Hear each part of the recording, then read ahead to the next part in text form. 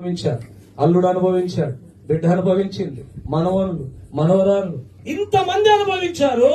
ఆ ప్రేమ ఎంత స్వచ్ఛంగా ఒక్కొక్క రోజు ఒక ఫోటో పెడతా ఉంటది.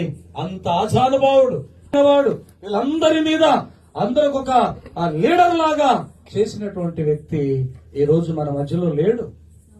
ఇంత ఆస్తి సంపాదించాడు, ఒక్క రూపాయి తీసుకొని వెళ్ళలేదు. కానీ లాస్ట్ కు మహిమ చెప్పినట్లుగా, బర్నబాస్ గారు చెప్పినట్లుగా, మేము సాక్షులం, పాస్టర్ గారు చెప్పినట్లుగా ఆయన భార్యాభర్తలు ఇద్దరు చివరికి ఏం చేశారో తెలుసా? నేను చనిపోయినా బ్రతికినా నాకు యేసు ప్రభువే కావాలని, యేసు ప్రభువే దేవుడని, యేసు ప్రభుని తెలుసుకున్నామని మా అమ్మా నాన్న నమ్మినప్పుడు మేము కొంతకాలం చేశాం.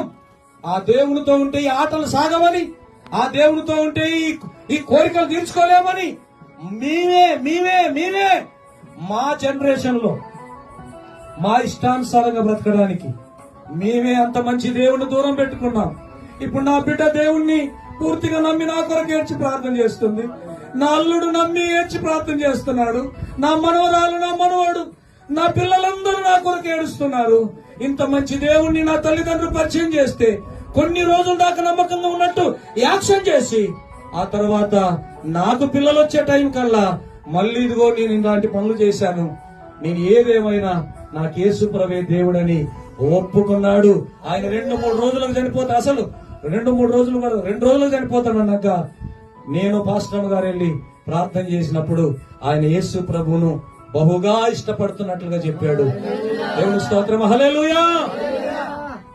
ఆయన కాలు మాంసం ఇటుతీసి ఇటేసి ఇన్ని చిత్రహింసలు పడ్డాడు, ఎన్ని వేదనలు పడ్డాడు, నరకం అనుభవించాడు.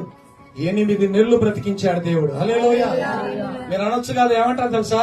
ఆ దేవుడేం దేవుడు, అప్పుడే చంపొచ్చు కదా. ఇంత హింస పెట్టి, ఇంత బాధ పెట్టి, ఇంత క్షమ పెట్టి చంపాలంటే మరి అట్ట పెడితేనే కదా యేసయ్య దగ్గరికి వచ్చాడు.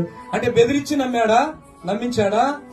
మనకు చెప్పండి, ఎప్పుడు గుర్తు, మీ అమ్మ ఎప్పుడు బాగా గుర్తు వస్తా చెప్పండి.